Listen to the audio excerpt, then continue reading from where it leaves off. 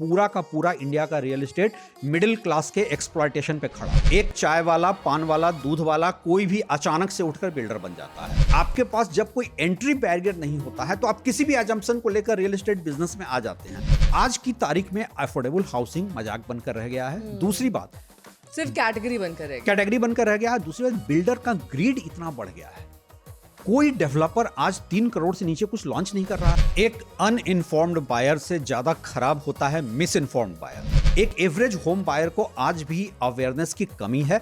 देखिए, इंफॉर्मेशन का ओवरडोज होने का मतलब ये नहीं है कि you are getting the right information. ना कुछ चाइना से लेते हैं, ये इस तरह की चीजें क्यों नहीं लेते हैं वहां से, जो रिफॉर्म्स वो ला रहे हैं, लैंड में रिफॉर्म्स कर रहे हैं, ये क्यों नहीं कॉपी करते हैं? Why don't we take the good things from China? Real estate black money park करने का एक अवेन्यू है। रियल एस्टेट में इतने सारे वेस्टेड इंटरेस्ट हैं कि वो कभी सही मायनों में रिफॉर्म होने नहीं देंगे। रेरा लोगों का लिटिगेशन टाइम बढ़ा रहा है। हमने एक आरटीआई डालकर ये पूछा था, क्या इंडिया में रेरा के मेंबर्स की कोई लीगल ट्रेनिंग हुई है, और जवाब मिला कि ऐसी कोई जानकारी हमारे पास नहीं है। तो वो कहते हैं हमारे पास पावर्स की कमी है। मैं कई बार हंसकर उनसे कह देता हूं कि जिस दिन ज्यादा पावर मिल गया, सबसे बड़ा करप्शन का सेंटर रेरा बन जाए। अगर इंडिया में आप रियल एस्टेट रिफॉर्म कर दें, ट्रस्ट मी, ये बिजनेस में इतनी पोटेंशियल है कि जीडीपी में 12 से 15% का कंट्रीब्यूशन हो सकता है।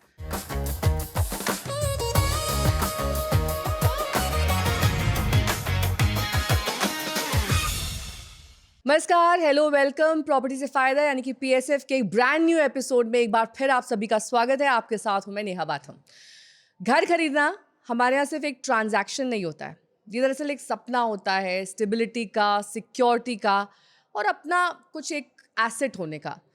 लेकिन ज़रा अपने आसपास देखिए, इतने सारे लोग हैं जो ईएमआई भर रहे हैं, लेकिन क्या वो दिल से सेटिस्फाइड है? आज का बायर पहले से ज़्यादा इन्फॉर्म्ड है, उसके पास गूगल है, यूट्यूब है, बहुत सारे एडवाइजर्स, और एडवाइस की तो कोई कमी नहीं होती है, सभी एडवाइस देने आ जाते हैं। लेकिन फिर भी कन्फ्यूजन कम नहीं हुआ है, शायद और ज़्यादा बढ़ गया है। और सबसे इंटरेस्टिंग बात यह है कि क्या लोग सच में घर खरीद रहे हैं या धीरे धीरे उन्हें कन्विंस किया जा रहा है। कभी रेजिडेंशियल प्लॉट देखने जाते हैं या फिर बना बनाया घर देखने जाते हैं और निकलते वक्त कमर्शियल प्रॉपर्टी बुक करके वापस आ जाते हैं। कभी अर्जेंसी क्रिएट की जाती है, कभी लास्ट फ्यू यूनिट्स का हवाला दिया जाता है, उसका प्रेशर उन पर आ जाता है, तो कभी फ्यूचर रिटर्न्स का उन्हें सपना दिखा दिया जाता है। तो असली सवाल ये है कि क्या हम डिसीजन ले रहे हैं या डिसीजंस हमसे करवाए जा रहे हैं? सरकार रिफॉर्म्स भी ला रही है, रेरा आया, पॉलिसीज आई, रूल्स भी बने, फिर भी ग्राउंड पर डिससैटिस्फैक्शन खत्म नहीं हो रहा है। तो क्या सिस्टम में कहीं फ्लॉज हैं या फिर पूरा गेम ही बदल गया है? और गेम को समझने के लिए हमारे साथ एक बार फिर से real estate journalist Ravi Sinha ji मौजूद हैं। रवि जी, बहुत बहुत स्वागत है आपका। और ऑन पॉपुलर डिमांड एक बार फिर से हम रवि जी को लाए हैं, क्योंकि जो नज़रिया वो रखते हैं उससे बहुत सारे लोगों ने पसंद किया है, सराहा है। पिछले पॉडकास्ट को आपने देखा, उसे लाइक किया, शेयर किया, और कई सारे लोगों ने बातचीत में कहा और कमेंट्स दिए कि आपको फिर से बुलाया जाए। तो एक बार फिर कुछ कंफ्यूजन आपके दूर हो सके, इसलिए रवि जी यहाँ पर मौजूद हैं, आपको क्लैरिटी मिल सके, आप अगला प्रॉपर्टी डिसीजन थोड़ा सा सोच समझ कर ले सकें। इस बार हम सिर्फ ट्रेंड्स या टिप्स की बात नहीं करेंगे, हम बात करेंगे उस सिस्टम की, उस माइंडसेट की और उन सच्चाइयों की जो अक्सर आपको कोई खुलकर नहीं बताता है। तो शुरुआत करेंगे प्रॉपर्टी से फायदा का। सबसे पहला सवाल मेरा रवि जी आपसे यही कि आज का बायर क्या ज़्यादा इन्फॉर्म्ड है या फिर कंफ्यूज्ड है? एक अनइन्फॉर्म्ड बायर से ज्यादा खराब होता है मिस इन्फॉर्म्ड बायर। आज का जो बायर है, कहने को उसके पास इंफॉर्मेशन का ओवरडोज है, लेकिन क्या वो राइट इंफॉर्मेशन उसे मिल रहा है? बताया जाता है कि पॉलिसी रिफॉर्म्स हो गए रियल एस्टेट में, रेरा, डिमोनेटाइजेशन, बेनामी प्रॉपर्टी, इन सब को रियल एस्टेट का रिफॉर्म बताया गया है। पहली बात यह है कि एक एवरेज इंडियन को यह समझने की जरूरत है कि हर पॉलिसी इंटरवेंशन, पॉलिसी रिफॉर्म नहीं होता है। रियल एस्टेट में आज भी रिफॉर्म की बहुत सख्त जरूरत है, और अगर रिफॉर्म हुआ होता तो जितने सिविल सूट्स इंडिया के अलग अलग कोर्ट में फाइल हो रहे हैं, 2/3 of the cases property related क्यों हैं? और ये तब की रियलिटी है जब एक एवरेज इंडियन डरता है कोर्ट में जाने से। उसे पता है कि cost of litigation, time litigation का बहुत ज़्यादा है। उसके बाद भी अगर 2/3 ऑफ केसेज प्रॉपर्टी के हैं तो आप समझ सकते हैं कि ये कौन सा इकोसिस्टम है। जितने भी रिफॉर्म्स के दावे किए जा रहे हैं वो एक टचअप रियलिटी है वो, और उसी में मुझे लगता है कि एक एवरेज बायर को ये समझने की जरूरत है कि जो इंफॉर्मेशन उसके लिए इजिली अवेलेबल इंफॉर्मेशन है, क्या वो राइट इंफॉर्मेशन है। रियल एस्टेट में आपको ग्राउंड लेवल अगर समझना है तो सबसे पहले समझना पड़ेगा कि रियल एस्टेट की स्ट्रक्चरल प्रॉब्लम कहां से शुरू होती है। हमने उस स्ट्रक्चरल प्रॉब्लम को टच ही नहीं किया है और हम ये मानकर बैठ गए हैं कि हमारा सिर्फ एक रेरा के आने से रिफॉर्म हो गया है। आप जानना चाहते हैं रेरा कैसे फंक्शन करता है ग्लोबल मार्केट में? फॉर एग्जाम्पल आप दुबई की बात करें, दुबई में अगर एक बिल्डर एक प्रोजेक्ट लॉन्च करता है 2080 स्कीम, अगले दिन रेरा उसे समन करता है और पूछता है कि तुम्हारे पास सोर्स ऑफ फंड कहां से आ रहा है, और अगर तुम्हारे पास सोर्स ऑफ फंड है तो एस्क्रो अकाउंट में पूरा पैसा डालो। तुम एक एक्सिक्यूशन अनसर्टेनिटी के साथ प्रोजेक्ट लॉन्च नहीं कर सकते। इंडिया में क्या होता है, रेरा कहता है कि आपको 70% पैसा एस्क्रो अकाउंट में रखना है। वो 70% जो आपने पब्लिक से डिपॉजिट लिया है, अगर आपने 2080 स्कीम ये सोचकर लॉन्च कर दिया कि मेरे पास एक कार्टेल ऑफ ब्लैक मनी है और कल को वो फंडिंग का फ्लो रुक गया, तो जिन लोगों ने आपके यहाँ इन्वेस्ट किया है उनका क्या होगा? तो मुझे लगता है रियल एस्टेट की स्ट्रक्चरल प्रॉब्लम पे बात करने का टाइम आ गया है और वही एक ऐसा मुद्दा है जिस पर लोग बात करने से बचना चाहते हैं। क्या है ये स्ट्रक्चरल प्रॉब्लम, अगर आप इलैबोरेट कर सकें? रियल एस्टेट की 3 स्ट्रक्चरल प्रॉब्लम है जिसको कि आइडेंटिफाई करके रेक्टिफाई किए बिना आप रिफॉर्म की तरफ नहीं बढ़ सकते। पहली बात यह है कि इसमें कोई एंट्री बैरियर नहीं है। एक चाय वाला, पान वाला, दूध वाला कोई भी अचानक से उठकर बिल्डर बन जाता है। दूसरी बात यह है कि ये अकेला ऐसा प्रोडक्ट है जहां आप प्रोडक्ट नहीं खरीदते हैं, आप उस दिन पेमेंट करते हैं जिस दिन आपके पास प्रोडक्ट रेडी नहीं होता है। ये जो सेल एंड बिल्ड मॉडल है ये सबसे बड़ी प्रॉब्लम है। ठीक है, ये बहुत कैपिटल इंटेंसिव बिजनेस है, इसीलिए इसको अलाउ किया गया है। लेकिन अगर ये 2 प्रॉब्लम हैं कि हमारे पास एंट्री बैरियर नहीं है, हमारे पास कोई सेल एंड बिल्ड मॉडल पर जा रहे हैं, तो क्या एक फास्ट ट्रैक कोर्ट नहीं होना चाहिए? अगर एक फास्ट ट्रैक कोर्ट आज आप सेटअप कर दें जो रियल एस्टेट स्पेसिफिक हो, लेकिन आपने फास्ट ट्रैक कोर्ट के नाम पे क्या किया है? रेरा लोगों का लिटिगेशन टाइम बढ़ा रहा है, लिटिगेशन कॉस्ट बढ़ा रहा है, क्योंकि रेरा के ऑर्डर्स पहले तो एग्जीक्यूट नहीं होते हैं, फिर नीचे से लेकर सुप्रीम कोर्ट तक इतना लंबा खींचता है कि एक एवरेज बायर थक हार कर भूल जाता है। एंट्री बैरियर की जब हम बात करते हैं तो अक्सर मुझसे पूछा जाता है कि क्या आप चाहते हैं एक रेड टेप क्रिएट किया जाए? नहीं, एंट्री बैरियर का ये मतलब नहीं होता है कि आपको नेसेसरीली एक आप डिग्री लेकर आएं या आपके पास, लेकिन आप एक बात बताइए, आज की तारीख में अगर हम और आप सोचते हैं कि चलिए एक बैंक खोलते हैं, आरबीआई कहता है आपका नेटवर्थ क्या है? अगर आपका नेटवर्थ 500 करोड़ का है तब आप बैंक खोल सकते हैं। आपको स्मॉल फाइनेंस बैंक खोलना है, 200 करोड़ का नेटवर्थ चाहिए। रियल एस्टेट में क्या नेटवर्थ चाहिए? और यही वजह है, मैं बिना नाम लिए एक एग्जांपल देता हूं और ऑडियंस से कहता हूं वो गेस करें मैं किसकी बात कर रहा हूं।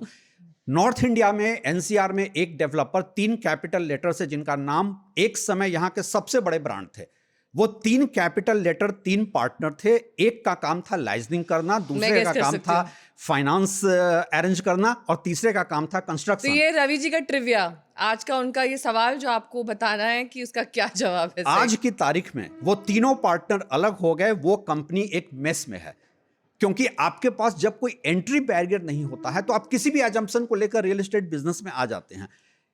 अगर रियल एस्टेट बिजनेस में आप पब्लिक डिपॉजिट, देखिए एंट्री बैरियर क्यों जरूरी है, मैं कहता हूं किसी और बिजनेस में मैं नहीं कहूंगा, यहां आप पब्लिक डिपॉजिट ले रहे हैं और अगर आपका पब्लिक डिपॉजिट लेकर एश्योर्ड रिटर्न का भी खेल चल रहा है, मतलब नए बायर को मैंने पुराने बायर का पैसा दिया, क्या एज पर सेबी नॉर्म ये पॉन्जी स्कीम नहीं है? इसीलिए रियल एस्टेट में अगर रिफॉर्म करना है, आपको एड्रेस करना होगा कि सबसे पहले एक एंट्री बैरियर क्रिएट किया जाए। जब रेरा कंसेप्चुअलाइज किया गया था तो रेरा में एक क्लॉज था जो एंट्री बैरियर का शायद काम करता। वो क्लॉज क्या था? The regulator will have the power to cross check the credential of the developer and if he has defaulted twice in the past he will never get a new licence. वो dilute हो गया। आप check करिए उनकी background history क्या है, कितनी बार default किया है, कौन कौन से प्रोजेक्ट्स लाए हैं, कौन से इनकम्प्लीट हैं, कौन से कंप्लीट हैं। और एज फार एज आपने नेटवर्थ की भी बात करी कि कोई भी बिल्डर बन जाता है, कोई भी किसी के पास पैसा आया अचानक से ही डिसाइड्स कि हम प्रोजेक्ट लाएंगे, ऐसा नहीं होना चाहिए। तो कुछ क्राइटेरिया कभी सेट होगा कि आपके पास ये बेसिक मिनिमम क्वालिफिकेशन होना चाहिए, जैसे कि जॉब्स में देखते हैं, जैसे कि किसी भी कॉर्पोरेट सेक्टर में देखते हैं, ऐसे रियल एस्टेट में क्यों नहीं होता है? वो इसलिए नहीं होता है कि real estate black money park करने का एक अवेन्यू है। रियल एस्टेट में इतने सारे वेस्टेड इंटरेस्ट हैं कि वो कभी सही मायनों में रिफॉर्म होने नहीं देंगे। देखिए, रेरा भी कब आया, जब मामला इतना बढ़ गया कि आम्रपाली जेपी की वजह से लाखों लाख होम बायर सड़क पे आ गए, सुप्रीम कोर्ट का कॉन्साइन जाग गया, तब जाकर गवर्नमेंट के ऊपर प्रेशर बना, तब जाकर रेरा क्रिएट किया गया। ये एक लेवल का पॉलिसी इंटरवेंशन था। रियल एस्टेट में अगर आपको रिफॉर्म करना है तो आपको कंज्यूमर सेंट्रिक इश्यूज को टच करना होगा। आपको यह समझना होगा, 2011 के एंड में हमने एक सर्वे किया था कि इंडिया का होम बायर का सेटिस्फैक्शन स्कोर क्या है। 10 में 8 घर खरीदार उस समय भी नाखुश था। 2025 में हमने वही सर्वे किया है, आज भी ग्राउंड रियलिटी नहीं बदली है। 80% लोग सेटिस्फाइड नहीं हो रहे हैं घर खरीदकर। और ये देखिए 2011 से अभी के बीच में कितनी चेंजेस आई हैं।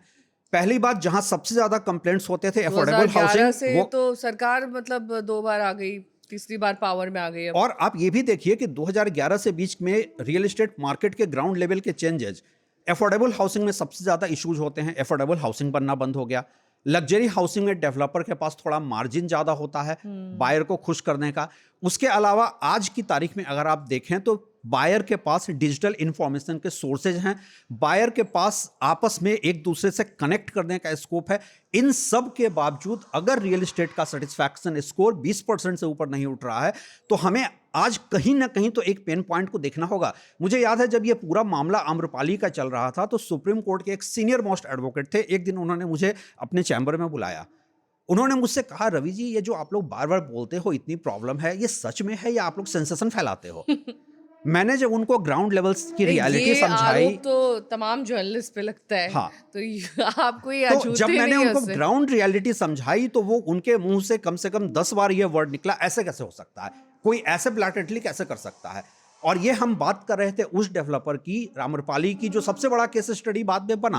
आज की तारीख में कई बार मैं उनसे मजाक में कहता हूं, सर देखो मैंने एडवांस में बता दिया था क्या चल रहा है। आज भी मैं एडवांस में कह रहा हूं, इंडियन रियल एस्टेट में मैल प्रैक्टिसेज बहुत हैं।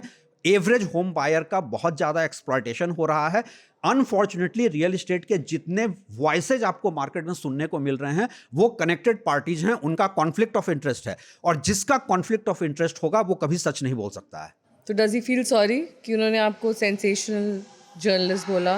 नहीं, बाद में फैक्ट्स आ गए तब उन्हें लगा कि ये सच था। मैं रियल एस्टेट में ऐसे लोगों से, एक नहीं मल्टीपल लोगों से मिला हूं जो गवर्नमेंट के इंफ्रास्ट्रक्चर प्रोजेक्ट्स में कंसल्टेंट हैं, वो विक्टिम हुए हैं बिल्डर के हाथों।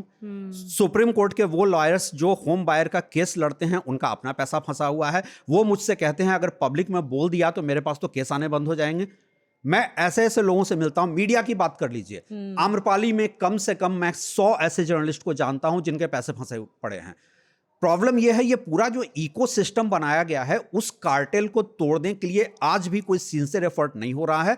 क्योंकि रियल एस्टेट, देखिए आज की तारीख में अगर आपके पास ब्लैक मनी है, आप कहां एडजस्ट करेंगे? स्टॉक मार्केट में नहीं कर सकते, गोल्ड नहीं खरीद सकते, रियल एस्टेट एकमात्र अवेन्यू है। और रियल एस्टेट में क्या हो रहा है, ब्लैक मनी का कार्टेल कहां से शुरू होता है, आपको इसको समझना पड़ेगा। हमने देखा बहुत सारे नए एरियाज क्रिएट हुए, मुंबई 3 की बात हुई, जेवर एयरपोर्ट की बात हुई, अभी न्यू नोएडा की बात हो रही है। जब ये नया एरिया गवर्नमेंट एक्वायर करने के प्रोसेस में फाइल मूव नहीं करता है, उसके पहले इंफॉर्मेशन बिल्डर्स तक लीक हो जाती है और लैंड बैंकिंग का खेल उस दिन से शुरू हो जाता है। आप बताइए, न्यू नोएडा में अभी भी गवर्नमेंट ने एक्वायर नहीं किया है, लेकिन आज भी वहां पर लैंड बैंकिंग का खेल शुरू हो गया है। तो वहां क्या आने वाला है? न्यू नोएडा एक नया शहर बसने वाला है। जैसे यमुना एक्सप्रेसवे पे बसाया गया था वैसे बसाया जा रहा है। 80 गांवों को सरकार एक्वायर करने के प्रोसेस में है या गवर्नमेंट ने अप्रूव कर दिया है उस 80 गांवों को एक्वायर करने का अप्रूव कर दिया है, लेकिन अभी अप्रूवल हुआ है। हम सब जानते हैं इंडिया में लैंड एक्विजिशन में टाइम कितना लगता है। उसके बाद आपको इंफ्रास्ट्रक्चर डेवलप करना पड़ेगा, लैंड पुलिंग होगी, लेकिन उसके पहले से वहां पे लैंड बैंकिंग शुरू हो गई है। तो ये जो कार्टेल है वहां से शुरू होता है। उसके बाद बिल्डर अपना प्रॉफिट, पहला प्रॉफिट तो वो लैंड बैंकिंग से बनाता है। उसके बाद वो इन्वेस्टर्स को इन्वाइट करता है, इन्वेस्टर एक राउंड की प्रॉफिट फिर बनाते हैं। देखिए, मुझे किसी का ऑब्जेक्शन इस बात पे नहीं है कि लोग प्रॉफिट क्यों बनाते हैं। जो हाई रिस्क ले रहा है वो हाई रिटर्न ले रहा है, मुझे उससे प्रॉब्लम नहीं है। प्रॉब्लम यह है कि इसका जो रिजल्ट ये है कि एक एवरेज होम बायर के परचेजिंग पावर से बात निकल जाती है। जो घर उसको 3,000 रुपये 4,000 रुपये स्क्वायर फीट मिलना चाहिए था, वो फाइनल जब तक वो नया शहर शेप लेता है कॉस्ट चली जाती है 15,000 रुपए, 20,000 रुपए, और घर जो है वो रिच कार्टेल बनता जा रहा है, एवरेज एंड यूजर के हाथ से निकल रहा है। उसके पीछे पूरा का पूरा इकोसिस्टम जिम्मेदार है, करप्शन जिम्मेदार है, उसके पीछे पूरा ब्लैक मनी का खेल जिम्मेदार है। जब तक आप स्ट्रक्चरल इश्यूज को नहीं हैंडल करेंगे, मैं तो एक स्टेज आगे जाकर कहता हूं कि जब आप रियल एस्टेट में डिपॉजिट लेते हैं, रियल एस्टेट में इतनी प्राइस इलास्टिसिटी क्यों है? मतलब कि मार्केट जितना एब्जॉर्ब कर सकता है, एक बिल्डर प्राइस उतना बढ़ाता चला जाता है। ये एक ऐसा इकोनॉमिक्स है जो सिर्फ इंडिया जैसे मार्केट में ही चल सकता है, या फिर बहुत स्पेकुलेटिव मार्केट में चल सकता है। चाइना ने ऐसे चीजों पर कर्व करना शुरू कर दिया है। चाइना में बहुत सारे ऐसे रिफॉर्म मेजर लिए गए जिस वजह से उनका रियल एस्टेट मार्केट मोमेंटरी थोड़ा करेक्शन के फेज में भी आया था। हमारे यहाँ सब कुछ फ्री मार्केट इकोनॉमी के नाम पर बिल्डर के ऊपर छोड़ दिया गया है, और उसमें हर कोई लूज कर रहा है, सरकार का भी रेवेन्यू जा रहा है। हम इतना कुछ चाइना से लेते हैं, ये इस तरह की चीज़ें क्यों नहीं लेते हैं वहाँ से? जो रिफॉर्म्स वो ला रहे हैं, लैंड में रिफॉर्म्स कर रहे हैं, ये क्यों नहीं कॉपी करते हैं? Why don't we take the good things from China? मैं तो हमेशा कई फोरम पे कह चुका हूँ कि हमें बहुत मैच्योर्ड मार्केट यूके यूएस की तरफ भी देखने की जरूरत अब नहीं है। जैसे आपने ये लैंड बैंकिंग की पूरी चेन बताई कि पहले से वहाँ पर डिसाइड हो जाता है कि कैसे लैंड्स को अक्वायर करना है, रेट्स कैसे इन्फ्लेट करने हैं, अगर वहाँ पर न्यू नोएडा आ रहा है तो कैसे उसको पूरी तरीके से आप एक तरह से कह सकते हैं उसका बेनिफिट ले सकते हैं। इसको कैसे कर्ब किया जाए, और इस चेन को तोड़ने का क्या कोई मेथड है या नहीं? अगर सरकार चाहे तो जब urban land ceiling act repeal किया गया था, उसके पहले तो यह था कि 500 स्क्वायर मीटर से ज़्यादा का लैंड आप नहीं रख सकते थे। जब अर्बन लैंड सीलिंग को रिपील किया गया था, प्राइवेट बिल्डर्स की एंट्री दी गई थी, तो वहाँ पे प्राइस इलास्टिसिटी को रोकने के लिए आपको मेजर्स लेने की जरूरत थी। देखिए, प्राइवेट बिल्डर्स को हम ब्लेम कर रहे हैं, लेकिन हम एक चीज़ भूल रहे हैं। इंडिया की हाउसिंग शॉर्टेज की जिम्मेदार गवर्नमेंट एजेंसीज हैं। दिल्ली में डीडीए है, मुंबई में बहाड़ा है, गाजियाबाद डेवलपमेंट अथॉरिटी है। अगर ये अपना काम सही से करते तो क्या हाउसिंग शॉर्टेज होती, क्या प्राइवेट डेवलपर्स की एंट्री होती? इन्होंने अपना काम नहीं किया, और आज भी प्राइवेट डेवलपर्स को फैसिलिटेट करने की सबसे ज़्यादा जो रिस्पॉन्सिबिलिटी है वो इन लोगों के हाथ में है। आप एक बात बताइए, एक एवरेज होम बायर क्या करे? अभी मैंने आपसे बताया कि 2/3 ऑफ सिविल केसेज जो हैं वो प्रॉपर्टी डिस्प्यूट्स हैं। तो सवाल ये उठता है, क्रिमिनल केसेज में ऐसा क्यों नहीं है? क्योंकि क्रिमिनल केस में मैं एक विक्टिम होम बायर हूं, मैं कहां जाऊंगा? मैं लोकल पुलिस के पास जाता हूं, पुलिस वाले कहते हैं ये हमारा काम नहीं है, हम बिल्डर के मामले में नहीं पड़ेंगे। पॉइंट ब्लैंक यही जवाब मिलता है कि आप रेरा के पास जाओ। RERA is not a policing agency, unless कि बिल्डर ने फाइनेंशियली ऐसा फ्रॉड नहीं किया हो जिसको कि एक एवरेज बायर के लिए प्रूव करना मुश्किल होता है। आप इकोनॉमिक ऑफेंस बिंग में भी केस फाइल नहीं कर सकते हैं। और ऐसे ऐसे मेरे पास कंप्लेंट्स आ रहे हैं कि बिल्डर ने एक यूनिट को मल्टीपल बायर को बेचा है। पिछले पॉडकास्ट में हमने रेरा एक्सपर्ट को ही बुलाया था, उन्होंने रेरा से जुड़े तमाम पॉलिसीज, रूल्स और बताया कि कैसे एक छोटी बुकलेट से आप रेरा को पूरी तरीके से समझ सकते हैं। लेकिन मेरा अगला सवाल आपसे रवि जी ये है कि आजकल का बायर इतना इन्फॉर्म्ड है कि जो वो खरीदने जा रहा है वही खरीदेगा, या फिर वो लेने कुछ गया था वापस आ गया कमर्शियल प्रॉपर्टी खरीद के, या फिर जो उसकी रिक्वायरमेंट थी उससे कम या ज़्यादा खरीद के? Is the buyer really informed? Buyer की आयरनी ये है कि वो एक बार जब मार्केट में निकलता है उसके बाद न सिर्फ वो अपना बजट एक्सीड कर देता है, बल्कि उसकी रिक्वायरमेंट क्या थी उसका ब्रेन वॉश करके उसे भुला दिया जाता है। और कई बायर ऐसी ऐसी गलती करके फंस जाते हैं। फॉर एग्जांपल, मेरे पास अभी फरीदाबाद का एक कंप्लेंट आया कि एक बायर रेजिडेंशियल प्रॉपर्टी खरीदने गया है। बिल्डर के लोगों ने उसे समझाया कि आप ये गलती कर रहे हो, देखो हमारा वो मॉल आने वाला है, 2 साल के बाद आएगा, प्री लॉन्च में हम आपको 50% प्राइस पे दे रहे हैं, और साथ में अपफ्रंट हम आपको एश्योर्ड रिटर्न का चेक दे रहे हैं। यहां वो बायर गलती से वो एक्सेप्ट करके उसने 2 चेक बैंक में इनकैश कर लेता है। उसके बाद बिल्डर अपने सारे वादों से मुकर जाता है और वो बायर कुछ नहीं कर सकता है, क्योंकि लीगली चूंकि उसने एश्योर्ड रिटर्न का बेनिफिट ले लिया है, वो ना रेरा के पास जा सकता है ना कोर्ट में जा सकता है। एक एवरेज होम बायर को आज भी अवेयरनेस की कमी है। देखिए, इंफॉर्मेशन का ओवरडोज होने का मतलब ये नहीं है कि you are getting the right information. तभी मैं कहता हूं कि ये एक अनइन्फॉर्म्ड बायर से ज्यादा खराब मुझे मिस इन्फॉर्म्ड बायर दिखता है। तो रेरा पॉलिसीज आने के बावजूद भी अगर बायर्स मुश्किल में फंसे हुए हैं। आपने कहा एक लंबा टीडियस प्रोसेस है और क्योंकि ये एक लीगल प्रोसेस नहीं है, आप सिर्फ अपने complaint redressal through a portal कर सकते हैं, आसान बन गया है। तो ये बायर एक्सपेक्टेशन मिसमैच है कि वो रेरा से कुछ एक्सपेक्ट कर रहा है, उसे मिल कुछ और रहा है, इसमें एक बड़ा गैप है, इसकी वजह से सारी प्रॉब्लम्स आ रही हैं या फिर प्रॉब्लम कहीं और है? हमने एक आरटीआई डालकर ये पूछा था क्या इंडिया में रेरा के मेंबर्स की कोई लीगल ट्रेनिंग हुई है, और जवाब मिला कि ऐसी कोई जानकारी हमारे पास नहीं है। इसका क्या क्या रिजल्ट होता है? एक स्टेट के रेरा चीफ कहते हैं हम सीओ मोटो कॉग्निजेंस नहीं लेंगे, हमारे पास कंप्लेंट आएंगे तब हम एक्शन लेंगे। जबकि रेरा एक्ट आपको एम्पावर करता है कि आप सीओ मोटो कॉग्निजेंस ले सकते हैं।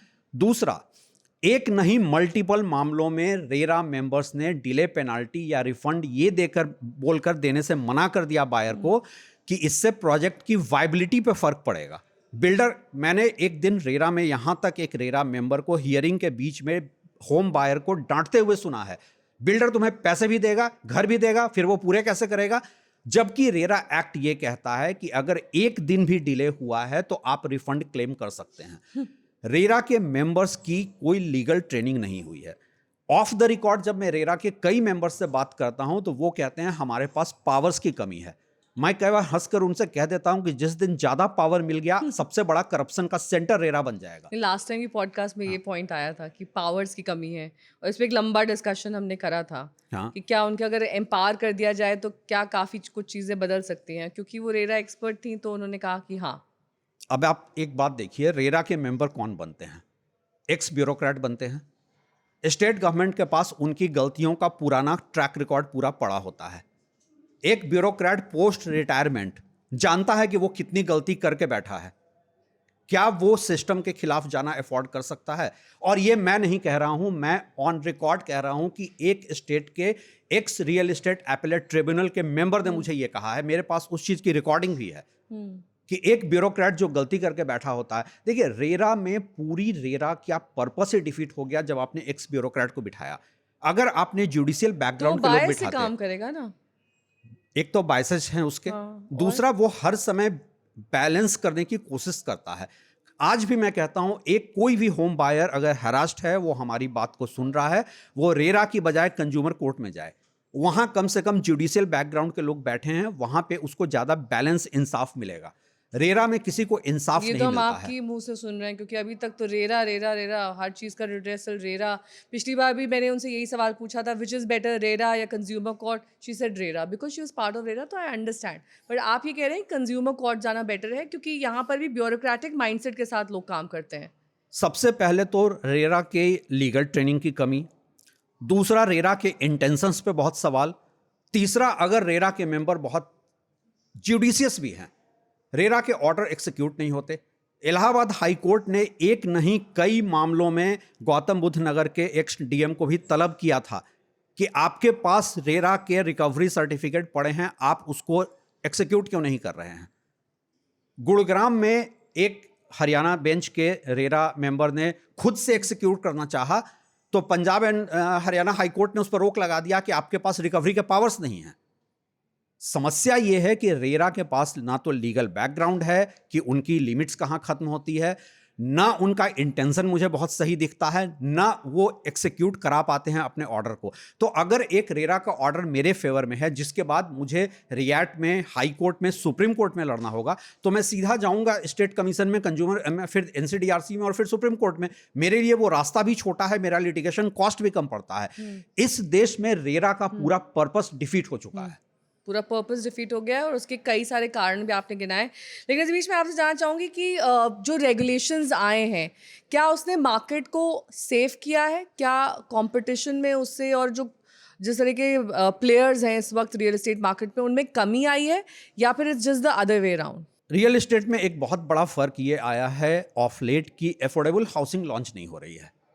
ज़्यादा से ज़्यादा लग्जरी हाउसिंग लॉन्च हो रहे हैं और लग्जरी हाउसिंग में आप देखिए डेवलपर्स का ग्रीड सबसे बड़ी वजह है कि डेवलपर जानता है कि मेरे मार्जिन्स ज़्यादा हैं, मेरे पास प्राइस इलास्टिसिटी है। वैसे और भी मैक्रो इकोनॉमिक वजह हैं कि लोअर एंड पे पब्लिक परचेजिंग पावर भी कम हुई है, वो सब अलग वजह है। लेकिन डेवलपर अपनी इलास्टिसिटी को देखता है। और मैं एक नहीं मल्टीपल ऐसे मामले जानता हूं जहां पे सिर्फ इसलिए लोग नहीं जाते हैं कोर्ट में क्योंकि वो कैश देकर फंसे पड़े होते हैं। आपको याद होगा सुपरटेक का जो ट्विन टावर का डिमोलिशन केस था, उसमें कई बायर बिल्डर की तरफ से कोर्ट में अपीयर हुए थे कि हम नहीं चाहते हैं कि हमारा ये घर डिमोलिश हो, क्योंकि वजह वही थी कि वो कैश देकर फंसे पड़े थे। और बिल्डर का स्टैंड ऐसे में बहुत क्लियर होता है कि अगर मेरा कुछ डेंट होता है मेरे बिजनेस पे तो मैं किसी का कैश वापस नहीं करूंगा। ग्राउंड रियलिटी अगर हम देखें तो एक एवरेज होम बायर आज भी विक्टिम है। और मैं जब एवरेज होम बायर की बात कर रहा हूं तो मैं बिलो 2 करोड़ की बात कर रहा हूं, क्योंकि उसके ऊपर का एक खेल अलग हो जाता है। वो एक कार्टेल ऑफ ब्लैक मनी का खेल शुरू हो जाता है। इस शहर में अगर आपको इस देश में रियल एस्टेट को रिफॉर्म करना है, आपको एंट्री बैरियर के तौर पर कुछ करना होगा। आपको इस जो सेल एंड बिल्ड मॉडल है, उस सेल एंड बिल्ड मॉडल पे राइडर्स लाने होंगे कि आप पब्लिक डिपॉजिट कितना ले सकते हैं, किस टर्म्स के साथ ले सकते हैं। आप एक बात मुझे बताइए कि अगर एक प्रोजेक्ट जब डिफॉल्ट करता है, मामला कोर्ट में जाता है, फिर इंक्वायरी कमेटी बैठती है, फिर सुप्रीम कोर्ट कहता है सीबीआई इन्वेस्टिगेशन होगा, तो एक प्रोजेक्ट को इनिशियल स्टेज से ही डेवलपमेंट एजेंसीज के लोग, जुडिशियल बैकग्राउंड के लोग एक मॉनिटरिंग कमेटी बनाकर शुरू से ही मॉनिटर क्यों नहीं करते हैं, जबकि आप जानते हैं कि बार बार ये मैल प्रैक्टिसेज रिपीट हो रहे हैं इंडिया में। क्योंकि उसमें सबका फायदा है एट एवरी लेवल। एग्जैक्टली, फायदा ये है कि वेस्टेड इंटरेस्ट इस बिजनेस में इतने ज्यादा हैं कि यहां पे मुझे लगता है कि ये जो रिफॉर्म का जो पूरा ढकोसला किया जा रहा है, ये रिफॉर्म नहीं है। अनफॉर्चुनेट रियलिटी ये है जो आपने कहा कि पब्लिक के पास इंफॉर्मेशन, पब्लिक इंफॉर्मेशन कहां से ले? वो जाकर यूट्यूब पे वीडियो देखेंगे, पॉडकास्ट सुनेंगे, अखबारों में कॉलम पढ़ेंगे। आप देखिए उसमें से सब के सब कनेक्टेड पार्टीज हैं, वेस्टेड इंटरेस्ट हैं। तो आप एक बात बताइए, आप एक बायर को बताएंगे कि 27% सेल्स अप है, उसके अंदर तो एक फोमो क्रिएट होगा। वो तो सोचेगा वही जो एक ह्यूमन साइकोलॉजी होती है, आज नहीं खरीदे तो दोबारा कभी नहीं खरीद पाएंगे। और उसमें वो अपने बजट को भी एक्सीड कर जाएगा, अपने नीड्स को भी आइडेंटिफाई नहीं कर पाएगा। तो आप जब रियल एस्टेट में रिफॉर्म की बात करते हैं, मेरा पहला सवाल यह है कि जितने रिफॉर्म्स के आप दावे कर रहे हैं, उस रिफॉर्म से एक एवरेज कंज्यूमर का क्या फायदा हुआ है? अगर आपको सिस्टम डिजाइन करना पड़े, हालांकि मुझे आपका आंसर पता है, तो आप मार्केट ग्रोथ को प्रेफरेंस देंगे या फिर कंज्यूमर इंटरेस्ट को? देखिए, इसको ब्रॉडली अगर बात करें तो कैपिटलिज्म का मतलब एक इंक्लूसिव कैपिटलिज्म भी हो सकता है। चाइना ने वो करके कैसे दिखाया है? देखिए, आपको अगर डिजाइन करना हो, सबसे पहले आप रियल एस्टेट में एक एंट्री चेक पॉइंट बनाएंगे। दूसरी बात, चूंकि आप इस पूरे बिजनेस में पब्लिक का डिपॉजिट ले रहे हैं, तो पब्लिक का डिपॉजिट ले रहे हैं तो आपको उसके लिए अकाउंटेबिलिटी का एक फ्रेमवर्क तैयार करना पड़ेगा। तीसरी बात, अगर आप बैंक लेंडिंग भी आप इतना लिबरल कर रहे हैं, क्या कोई भी बैंक कभी ये क्रॉस चेक करती है कि ये बायर का फर्स्ट होम है, सेकंड होम है? आप चाइना मॉडल की तरफ भी कर सकते हैं कि आप फर्स्ट होम कोई खरीद रहा है तो उसके लिए आप जो 80% दे रहे हैं, मैं कहता हूं 90% आप रिलीज कर दें, लेकिन सेकंड होम में आप राइडर्स लेकर आ जाएं। अभी क्या हो रहा है, मैं सेकंड होम खरीदूं, थर्ड होम खरीदूं, मैं जितना, अगर मेरे पास रीपेमेंट कैपेसिटी मैं दिखा सकता हूं बैंक को, तो मैं जितने घर के लिए चाहूंगा मैं लोन लेता चला जाऊंगा। और उसका फायदा यह हो रहा है कि बिल्डर्स अपने ब्लैक इकोनॉमी का एक पूरा डमी नेटवर्क तैयार कर रहा है। आपको सबसे पहले आपको इस बिजनेस को फ्री फॉर ऑल बंद करना होगा। दूसरी बात, जो भी आपको लाइसेंसिंग मिलती है, उस लाइसेंसिंग के साथ एक मॉनिटरिंग कमेटी की जरूरत है जिसमें डेवलपमेंट एजेंसी के लोग हों, लीगल एक्सपर्ट हों। आज की तारीख में क्या है, रेरा कहता है एस्क्रो अकाउंट से आप 70% पैसा रखें। पहली बात ये, आपने अगर बायर से 30% लिया है अपफ्रंट, 70% आपने कहा है कि ऑन पोजीशन, और आप प्रोजेक्ट को डिले करते चले जाते हैं, आप अकाउंटेबल हैं सिर्फ 30% के लिए। दूसरी बात, वो 30% भी आपको निकालने के लिए एक सीए और स्ट्रक्चरल इंजीनियर का सर्टिफिकेट ही तो चाहिए। हम सब जानते हैं इंडिया में सर्टिफिकेट कैसे बनते हैं। तो पूरा का पूरा आपको सिस्टम को रीडिजाइन करने की जरूरत है। अनफॉर्चुनेटली रियल एस्टेट के जितने स्टेक होल्डर हैं, मैं ये बात ऑन कैमरा सबसे कहता हूं कि आप लोग बहुत शॉर्ट साइटेड हैं। आपको लगता है कि आप कनेक्टेड पार्टी हैं, आपका एक वेस्टेड इंटरेस्ट है, तो आप सेक्टर के रॉन्ग प्रैक्टिसेज को प्रमोट कर रहे हैं। रियल एस्टेट के ग्रोथ में सबसे बड़ा बॉटलनेक यही है। अगर इंडिया में आप रियल एस्टेट रिफॉर्म कर दें, ट्रस्ट मी, ये बिजनेस में इतनी पोटेंशियल है कि जीडीपी में 12 से 15% का कंट्रीब्यूशन हो सकता है। लेकिन आप ये नहीं करना चाह रहे हैं क्योंकि आप सब शॉर्ट साइटेड हैं, आप सब अपने क्लाइंट बिल्डर की तरफ देखकर बात करते हैं। तो रियल एस्टेट हम इन्वेस्टमेंट का पूरा गेम माने या फिर स्पेकुलेशन का? डिपेंड करता है कि आप कौन हैं। हमेशा मैं सबसे कहता हूं कि आप पहले अपने आप से पूछिए कि आप कौन हैं। What kind of buyer you are? No, what Then? Kind of net worth you have. Oh, देखिए, वही वाली बात है कि मैं गया एंड हाउ घर मच खरीदने। Money you have to spare white and black like that? आप कैटेगराइज करेंगे ऐसे? देखिए, पहली बात तो ये है कि मैं किसी को भी रियल एस्टेट बिजनेस में ब्लैक मनी के लिए इसलिए नहीं सजेस्ट करूंगा क्योंकि आप पैसा उस दिन देते हैं। देखिए, एक और बात बता दूं, रियल एस्टेट में ब्लैक मनी, पर आपने कहा यही विंडो एक बचा है जिसमें आप ब्लैक मनी पार्क कर मैं आपको, सकते लेकिन हैं। उसमें ये मैंने बोला जो इन्वेस्टर्स का एंगल बोला, अब मैं एंड कंज्यूमर का एंगल बोलता हूं। मैं बहुत सारे ऐसे बायर को जानता हूं जो 1 करोड़ की प्रॉपर्टी खरीदते हैं, उनके पास कोई ब्लैक मनी नहीं होता है, वो बैंक से निकाल कर 20 लाख रुपए कैश पे करते हैं। और क्यों करते हैं? क्योंकि हमारा जो पूरा फाइनेंशियल मॉडलिंग है रियल एस्टेट का, वो गलत है। अब आप देखिए क्या फायदे हैं कैश देने के। और मैं इन्वेस्टर की बात नहीं कर रहा हूं, मैं ब्लैक मनी के जो होल्डर्स हैं उनकी बात नहीं कर रहा हूं, मैं आम आदमी की बात कर रहा हूं। मैंने 1 करोड़ की प्रॉपर्टी खरीदी, मेरे पास कोई कैश नहीं है, मैं जाकर 20 लाख रुपए बैंक से निकालता हूं या अपने जानने वालों से लेता हूं, बदले में उनको चेक से देता हूं, लेकिन 20 लाख में बिल्डर को कैश दे रहा हूं। क्यों दे रहा हूं? क्योंकि हमारे यहाँ टैक्सेशन अनरीजनेबल है।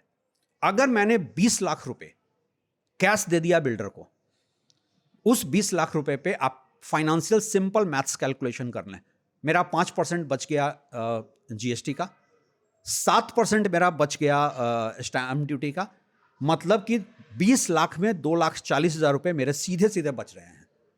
If you are paying from the bank, if you are paying cash, cash you are paying. इसीलिए जितने लोगों को मैं देखता हूं उनके पास ब्लैक मनी नहीं है। जितने लोग कैश में खरीद रहे हैं, जरूरी नहीं कि ब्लैक मनी हो, ऐसे ऐसे लोग मिल जाएंगे आपको। कैश कहाँ से आ रहा है जिसपे मतलब आप जीएसटी बचा ले रहे हैं अगर आप रियल एस्टेट में दे रहे हैं? देखिए, इसमें क्या होता है, मान लिया मैं 1 करोड़ का घर खरीद रहा हूं, मुझे बिल्डर को देना है, तो मैं बिल्डर से बात करता हूं कि 20 लाख रुपए मैं कैश दे दूंगा।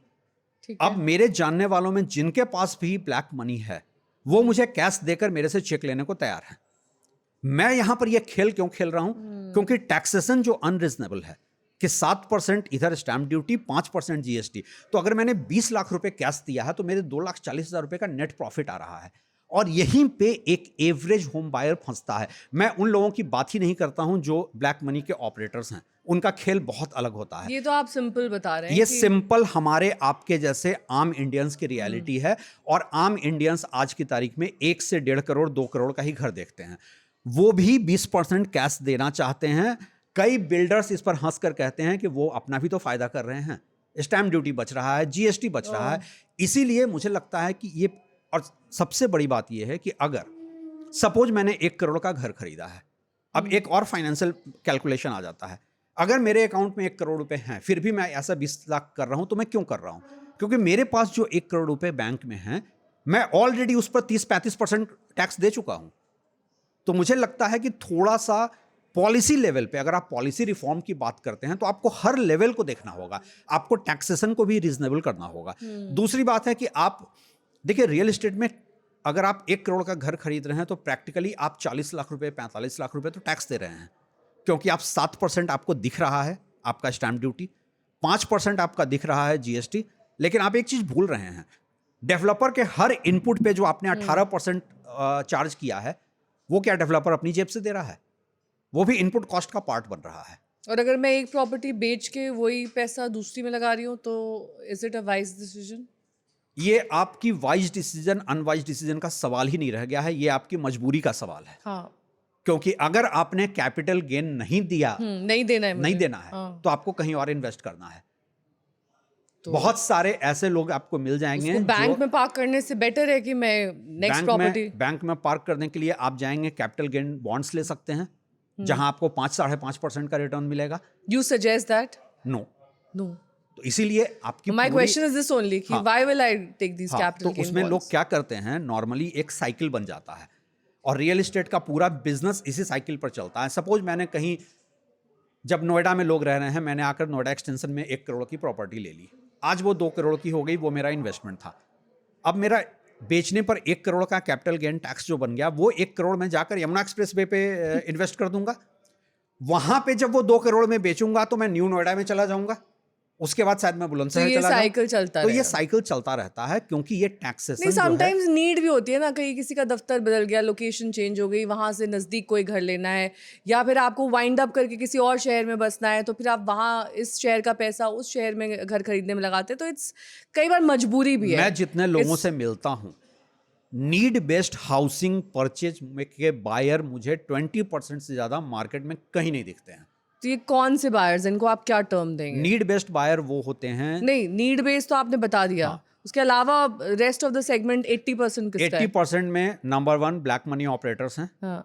नंबर 2 स्पेकुलेटर्स हैं, फ्लिपिंग करने वाले हैं, जो जिसमें ब्रोकर्स हैं, अंडर राइटर्स हैं। तो ब्लैक मनी वाले अपना प्रॉफिट बना रहे हैं, अंडर राइटर्स ये सब अपना प्रॉफिट बना रहे हैं। तीसरे एक जो रिटेल बायर है, जिसको कैपिटल गेन कहीं से बचाना है, कुछ करना है, तो इन सब के भरोसे पूरा रियल एस्टेट मार्केट, असल में प्रॉब्लम ये हुई है कि हमारा जो पूरा फाइनेंशियल मॉडलिंग रियल एस्टेट का रहा है, हमने इसको कभी एक नीड बेस्ड प्रोडक्ट समझा ही नहीं है।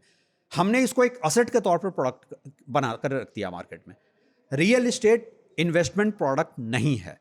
रियल एस्टेट, जब कॉन्स्टिट्यूशन में अगर आप देखें तो रोटी कपड़ा मकान बुनियादी जरूरत की बात कही गई थी। नहीं, अब वो प्रायोरिटी अलग है। अब वो प्रायोरिटी अलग है, और वो अलग प्रायोरिटी की वजह से रियल एस्टेट को इतना पैट्रोनेज मिल रहा है। सारी पॉलिसीज कहीं ना कहीं से ले देकर आकर बिल्डर के फेवर में रुक जाती हैं।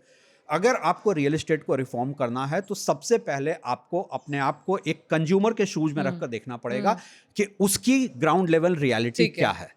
ठीक है। क्या रियल एस्टेट में टाइमिंग इज़ वेरी इंपॉर्टेंट? अगर राइट समय पे राइट प्रॉपर्टी नहीं बाय की तो उसके प्राइसेस एस्केलेट हो जाएंगे, इस तरह की चीज़ें हमेशा ध्यान में रखकर तब प्रॉपर्टी में इन्वेस्ट करना चाहिए, या कई बार इधर उधर हो सकता है, it's not a big deal?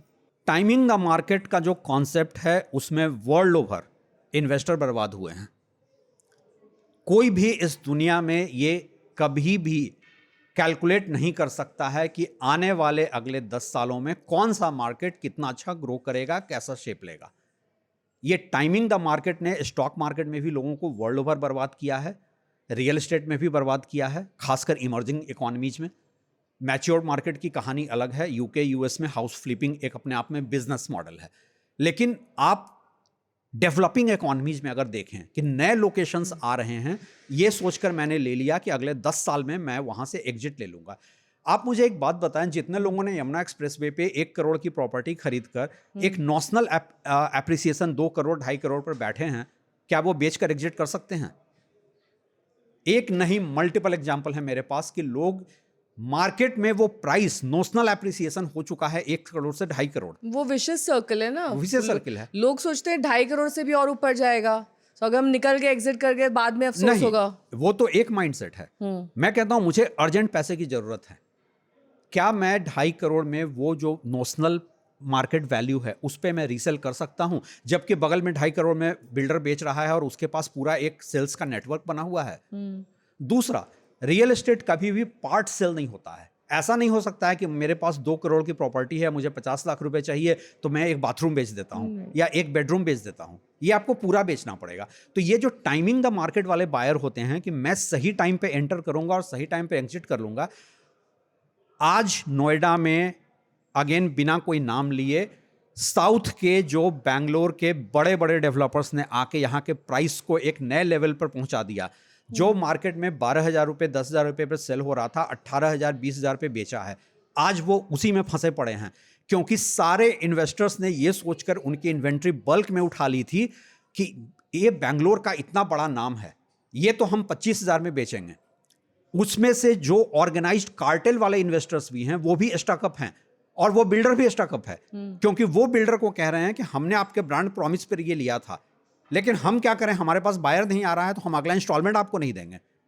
तकरीबन सारे ही बड़े बैंगलोर के डेवलपर जो यहाँ बैठे हैं, उनका बैलेंस शीट कोई भी उठाकर देख ले, कोई भी सीए या फाइनेंस बैकग्राउंड का आदमी उनका बैलेंस शीट उठाकर देख ले, 30 से 40% से ज्यादा पेमेंट किसी के पास नहीं है। रवि सिन्हा की ओर से कॉशन टिप आ रही है, बैंगलोर के रियल एस्टेट से, डेवलपर से सावधान हो जाइए, क्योंकि उनका जो बैकग्राउंड चेक है वो शायद आपने ठीक से नहीं किया हो और काफ़ी ज़्यादा वो मेस्ड अप हो सकता है।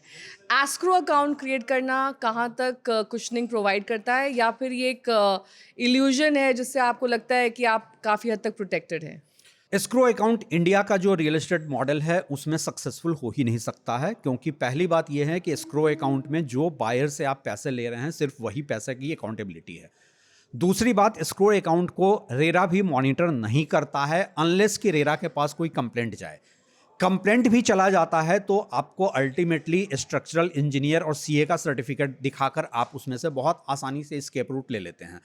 एस्क्रो अकाउंट उस दिन इंडिया में सही मायनों में इफेक्टिव होगा जिस दिन दुबई मॉडल पर रेरा ये इंश्योर करे या कोई भी एजेंसी ये इंश्योर करे कि आप डेवलपर का फाइनेंशियल क्लोजर कैसे होगा। देखिए, बिल्ड मतलब शेमिंग द विक्टिम वाली ये बात है।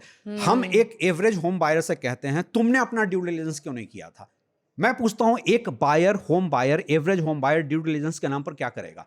वो देखेगा कि डेवलपमेंट एजेंसी ने इनको सैंक्शन दिया है या नहीं, रेरा ने लाइसेंस दिया है या नहीं, बैंक ने फंडिंग की है या नहीं। मेरे ये 3 इंस्टीट्यूशंस हैं जो मेरे लिए सेफ्टी चेकलिस्ट हैं कि ये प्रोजेक्ट इन तीनों ने अप्रूव किया है।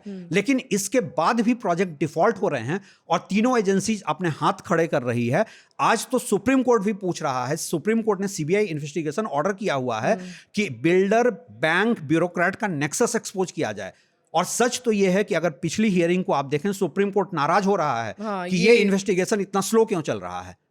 तो कौन है इस सिस्टम में जो इस बिल्डर को बचा रहा है?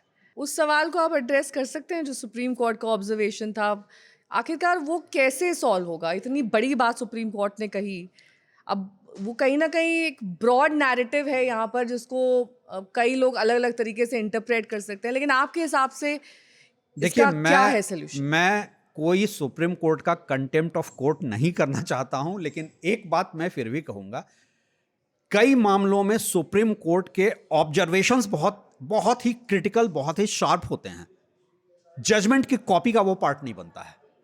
ऐसे मल्टीपल एग्जाम्पल्स मेरे पास हैं। सुप्रीम कोर्ट यहां जो नाराज हो रहा है वो इस बात पर है कि डेवलपर्स ने बैंक के साथ मिलकर जो फ्रॉड किया है। फॉर एग्जाम्पल, मैंने एक डेवलपर से घर खरीदा, बैंक ने ये इंश्योर किया कि ये डेवलपर आपको जिस दिन पोजीशन देगा उसके बाद आपका ईएमआई शुरू होगा, उसके पहले का सारा ईएमआई हम बिल्डर से लेंगे। ठीक है, सेफ्टी चेक पॉइंट थी। लेकिन 2 साल के अंदर बैंक ने आपसे कहा कि नहीं, आगे का ईएमआई आप देंगे, अब बिल्डर फर्दर पेमेंट नहीं कर रहा है। सवाल ये उठता है कि बैंक किसका गला पकड़ रहा है? जो कमजोर है। तो यहां एक बहुत बड़ा नेक्सस है।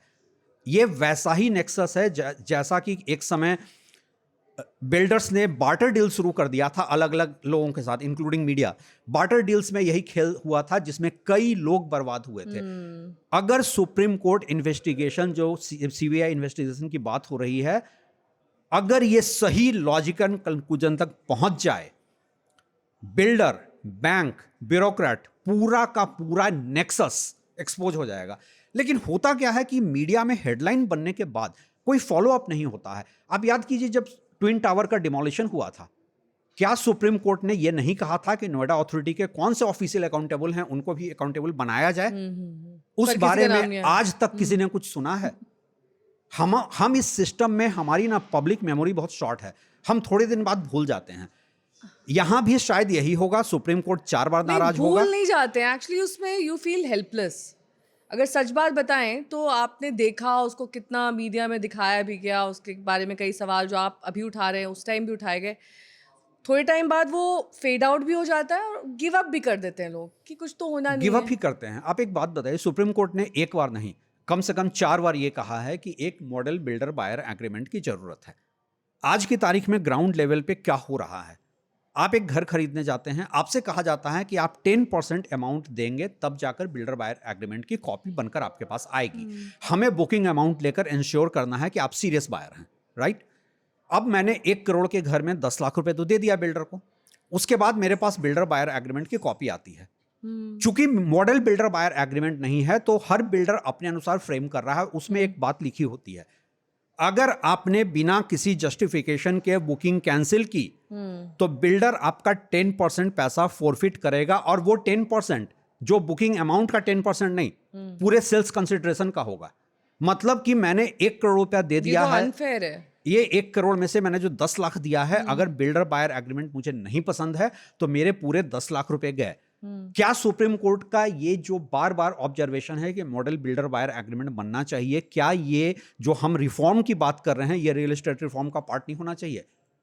अनफॉर्चुनेटली हम लोग इतने इनसेंसिटिव सोसाइटी हो चुके हैं कि हम पूरा का पूरा मिडिल क्लास के एक्सप्लॉयटेशन पे, और ये बात मैं ऑन रिकॉर्ड कहता हूं, सारे डेवलपर लॉबी के बीच में कई बार कह चुका हूं कि पूरा का पूरा इंडिया का रियल एस्टेट मिडिल क्लास के एक्सप्लॉयटेशन पे खड़ा है। मेरा आपसे ये भी सवाल है कि कौन से ऐसे मिथ्स हैं जो रियल एस्टेट में काफी ज्यादा पॉपुलर हैं? सबसे बड़ा मिथ है एप्रिसिएशन का। रियल एस्टेट का एप्रिसिएशन, क्रिसिल की एक रिपोर्ट कहती है पिछले 20 सालों में 6% के आसपास है। कई दूसरी और रिपोर्ट्स में ये देखी गई है कि रियल एस्टेट नॉर्मली हर 10 साल में डबल होता है, और मैं रियल एस्टेट में यहाँ बात कर रहा हूँ अपार्टमेंट्स की। तो अगर 10 साल में प्राइस डबल हो रहे हैं तो 7.2% का रिटर्न है, जो कि बेसिक एफडी का रिटर्न है। तो आप इतना बड़ा रिस्क आप ले रहे हैं सिर्फ एक साइकोलॉजिकल कंफर्ट के लिए कि मेरी प्रॉपर्टी डबल हो गई। पहली बात है वो नोशनल एप्रिसिएशन है, आप रीसेल नहीं कर पाएंगे जब चाहेंगे। दूसरी बात यह है कि आपको उससे बेटर एवेन्यूज मार्केट में मिल रहे हैं। तो रियल एस्टेट का जो सबसे बड़ा मिथ यह है कि एप्रिसिएशन का मिथ है। दूसरा यह है कि रियल एस्टेट भी एक असेट क्लास है। रियल एस्टेट असेट क्लास नहीं है। रियल एस्टेट पहली बात आप तब खरीदें जब आपकी एक नीड हो, आप वो फाइनेंसेज मैनेज कर सकते हो। सेकंड, रियल एस्टेट आप तब खरीदें जब आपके पास इतना सरप्लस कैपिटल हो कि आपको लगे कि नहीं, मैं सारा पैसा गोल्ड में या स्टॉक में तो नहीं रख सकता हूं, मुझे एक रिस्क मिटिगेशन चाहिए। तीसरी बात, कॉमर्शियल प्रॉपर्टी आपको रेजिडेंशियल प्रॉपर्टी से कम रिस्की नहीं है, ये कभी मत भूलिएगा। एक रेजिडेंशियल प्रॉपर्टी अगर खराब भी निकल गई, रेंट कम आएगा, एप्रिसिएशन कम होगा, लेकिन कम से कम वो एक प्रॉपर्टी मिल जाएगी। अगर कॉमर्शियल प्रॉपर्टी बनकर तैयार भी हो गई, डेवलपर उसको मैनेज नहीं कर पाया, अच्छी लीजिंग नहीं हो पाई, तो इंडिया में 90% कॉमर्शियल प्रॉपर्टी आज ghost malls, ghost business centre बने पड़े हैं। तो ये रवि जी कभी किसी कंज्यूमर को कहते हैं ये प्रॉपर्टी मत खरीदो, टोटल नो? एक प्रॉब्लम मेरे साथ ये हो जाती है कि दो चीजों पे मैं अब बचने लगा हूं। पहली बात यह है कि मैं किसी के घर जाता हूं जिन्होंने नई प्रॉपर्टी खरीदी है और वो कहते हैं मत दो, इतनी अच्छी देखो प्रॉपर्टी है। मैं उसमें 4 डिफेक्ट देखता हूं और मुझे लगता है कि ये इनका पूरा का पूरा इनके साइकोलॉजी से खेलना हो जाएगा अगर मैं गलती बता देता हूं। दूसरा, यहाँ एक बहुत बड़ी गलती ये है कि हर किसी को ना एक कंफर्मेशन बायस चाहिए। इंडिया में 2 चीजों में एडवाइस देना बहुत मुश्किल है। आप कितना भी एडवाइस दें, अगला वही करेगा जो उसको करना है। पहली बात शादी करते समय, दूसरी बात प्रॉपर्टी खरीदते समय। प्रॉपर्टी खरीदते समय कई बार होम बायर ऐसे काउंटर दोनों में एडवाइस नहीं देनी चाहिए, क्योंकि अगर दोनों में गलत हो गया तो आपको बहुत ज्यादा गाली पड़ेगी, लेकिन अगर सही हो गया तो कोई आपको अप्रिशिएट नहीं करेगा। सही हो गया तो कोई अप्रिशिएट नहीं करेगा, और अगर थोड़ा सा भी कहीं गलत है, सबसे बड़ी बात जो प्रॉब्लम मैं देखता हूं इंडिया के एवरेज होम बायर्स में कि उनको एक कंफर्मेशन बायस चाहिए, उनको एडवाइस चाहिए ही नहीं। वो आते हैं मेरे पास, मैं प्रोजेक्ट की 4 कमी बताता हूं, लेकिन नहीं ये तो ऐसा है, ये तो ऐसा है। एक्चुअली उनको एडवाइस नहीं, उनको कंफर्मेशन बायस चाहिए कि वो सोसाइटी में जाकर बोस्ट ऑफ करें। देखो, मैं किसी को जानता हूं जो रियल एस्टेट का एक्सपर्ट है, वो भी यही बता रहा था, वो भी इस प्रॉपर्टी को अच्छा कह रहा था। एक्स्ट्रा ज्ञान, मैं नॉर्मली चूंकि रियल एस्टेट पे इतने सारे फोरम्स रहता हूं, मुझे एयरपोर्ट पे लोग मिल जाते हैं, मॉल में मिल जाते हैं, पूछने लगते हैं स्पेसिफिक प्रॉपर्टी पे। जब मैं उनसे 4 चीजें कहता हूं, मैं एक बहुत छोटी सी बात बताता हूं। आप कहीं भी, एक एवरेज होम बायर से ये बात मैं कह रहा हूं, कभी भी एक प्रॉपर्टी खरीदते समय, आपने अगर खरीदा है या खरीदने वाले हैं, क्या आपने कभी बिल्डर से ये कहा है कि मुझे आपका शाफ्ट एरिया देखना है? कोई नहीं कहता है। और ये सबसे बड़ा चेकलिस्ट है, क्योंकि अपार्टमेंट में 90% प्रॉब्लम आती ही शाफ्ट से है, उसके लीकेज से आती है, और वही कोई चेक करने नहीं जाता है। जब मैं किसी से बात करता हूं आपको क्या अच्छा लगा, वो बाहर के फसाड की बात करता है। तो ये छोटे छोटे पॉइंटर्स हैं, लेकिन प्रॉब्लम यही है कि यहाँ पे किसी को सही एडवाइस शायद चाहिए भी नहीं। एक इंफॉर्मेशन ओवरडोज लेकर लोग बैठे हैं जो कि यहाँ पे सब ज्ञानी है, यहाँ पे सब ज्ञानी है, सब ज्ञान देने आते हैं। हाँ, एक बात जरूर है, जब वो फंस जाते हैं तब उनको सारे एडवाइस चाहिए और फिर उनको वो एडवाइस किसी काम की नहीं रहती। तो इसीलिए मैं कहता हूं कि गलती मैं भी विक्टिम शेमिंग करूं? क्या भी मैं भी कहूं कि नहीं ये होम बायर की गलती है? नहीं, गलती सिस्टम की है। सिस्टम को ये इंश्योर करना होगा कि जो भी इतना बड़ा कमिटमेंट कर रहा है, अपने लाइफ का सबसे बड़ा फाइनेंशियल कमिटमेंट कर रहा है, ये सिस्टम क्यों नहीं इंश्योर करता है कि उसके साथ फ्रॉड नहीं हो? आपने स्टॉक मार्केट में सेबी को, अब सेबी कितना इफेक्टिव हुआ नहीं हुआ, लेकिन हालात तो बदल गए। आज स्टॉक मार्केट में उस तरह से मैल प्रैक्टिसेस नहीं हो सकती है। तो अब आप यहां पे उस तरीके से कोई बॉडी ला करके क्यों नहीं रेगुलेट कर रहे हैं? रेरा कहता है हम सीओ मोटो को ऑग्निजेंस नहीं लेंगे। मुझसे एक स्टेट आपको लगता है ये अनऑर्गेनाइज से ऑर्गेनाइज सेक्टर बन सकता है? इज देयर अ पॉसिबिलिटी, या इसमें कई वर्ष लग जाएंगे और ये इम्पॉसिबल सा है? मुझसे अभी रिसेंटली एक फोरम पे जब मैं रियल एस्टेट के मैल प्रैक्टिसेस की बात कर रहा था, तो एक बिल्डर ने मुझसे पूछा, रवि जी आपको नहीं लगता कि हम लोगों का परसेप्शन बहुत बदल गया है, अब हमें उस तरीके से चोर गुंडा नहीं देखा जाता है? मैंने कहा आपके बारे में परसेप्शन बदला है। 1970s में मूवीज बनती थी तो विलन बिल्डर होता था, स्मगलर होता था, वो परसेप्शन बदला है। लेकिन क्या आप ईमानदारी से कह सकते हैं कि एक एवरेज होम बायर आपको पैसा देते समय आप पे पूरी तरह ट्रस्ट करता है? क्या आप ये ईमानदारी से कह सकते हैं कि आपके जो प्रॉमिसेस होते हैं आपको नहीं पता होता आप फॉल्स प्रॉमिस कर रहे हैं? ये बिल्डर भी जानता है कि वो फॉल्स प्रॉमिस कर रहा है। बिल्डर के सेल्स टीम में आम तौर पे लोग ऑफ द रिकॉर्ड बोलते हैं हम एक जगह से 4 साल से ज्यादा रहते नहीं हैं। अगर हमने प्रोजेक्ट बेचा है तो हम डिलीवरी के टाइम तक नौकरी बदल लेते हैं, क्योंकि फिर बायर को फेस कौन करेगा? नहीं, ये बिल्डर का भी नेक्सस होता होगा। जैसे ठगी करने में हम सगे हो जाते हैं, तो वैसे ही बिल्डर्स भी जब कोई इस तरह का मसला आता होगा तो चाहे नोएडा को हो, गुड़गांव का हो, सब एकजुट हो जाते होंगे। ऐसा होता है? 2 लेवल पे होता है। पहला तो ये है कि बिल्डर लॉबी में कोई भी दूसरे बिल्डर को हमेशा डिफेंड करेगा। दूसरी बात, बिल्डर का अपना इंडस्ट्री बॉडी है। अब मैं जो कह रहा हूं उस पर बहुत सारे बिल्डर नाराज होंगे, कुछ बड़े नाम वाले मैं मेरे पास, चाहती हूँ आपके इस थोड़े से नाराजगी कुछ लोग वाली, मेरे पास हाँ। फोन करेंगे कि आप तो जहां बैठते हो एक्सपोज करना शुरू Expose करते हो। आप मुझे एक बात बताइए, रियल एस्टेट की इंडस्ट्री बॉडी में जो ऑफिस बियरर हैं, क्या वो इंडिया के टॉप डेवलपर्स हैं? ज्यादातर छोटे डेवलपर्स क्यों हैं? छोटे हैं।